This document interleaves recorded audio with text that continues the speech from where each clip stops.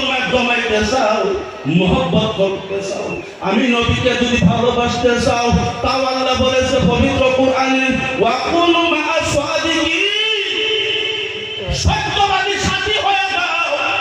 সত্যবাদী যদি সাথী হইতে পারো, আমি নবীকে তোমরা পাওয়া যাবা। বাবা সৈয়দ সাইদুর রহমান আল কাদরিয়ার হুজুর রহমাতুল্লাহ আলাইহি সত্যবাদী হইতে হয় না।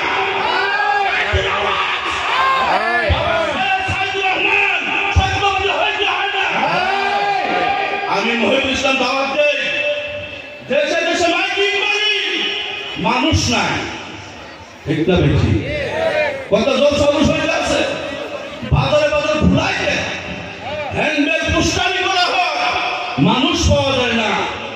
এই দরবার থেকে কোনো মাইকিং নাই, কোনো এলান নাই, হাজার হাজার না লাখো মানুষের হাজির এই জায়গায় হয়।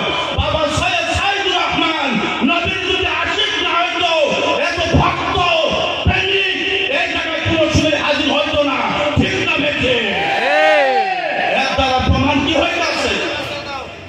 ও মুসলমান বাবা, আব্দুল আওয়াল রহমাতুল্লাহ আলাইহি বহুতে ভুল কথা বলে, আমার দিন থেকে বলতে আছে ফেদি সাহেবের বাচ্চা, ফেদি সাহেব, ঠিক না বেঠে? ফেদি সাহেবের বাচ্চা কি সাহেব না পুরা সাহেব?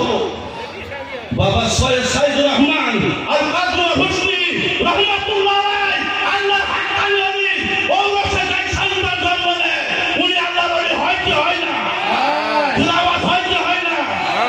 আর প্রমাণ শেষ বেলায় তিনি দিয়া গেছে। এমন একটা দিন যে আমার শরীফ ছিল রাঙামাটি দরবারে, মনে আছে কি? মনে পড়ে কি?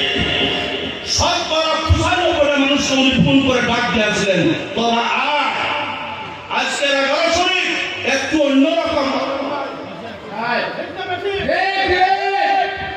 তোরা আয়, আজকে 11 শরীফ একটু অন্যরকমের 11 শরীফ হবে। সকলকে দাওয়াত দিয়েছে, একজনকে আবার হুকুম দিতে তুই অন্যরা দাওয়াত দে, তোরা অন্যরা দাওয়াত দে। সেদিন তিনি দুনিয়া হইতে চিরবিদায় নিয়ে আসে।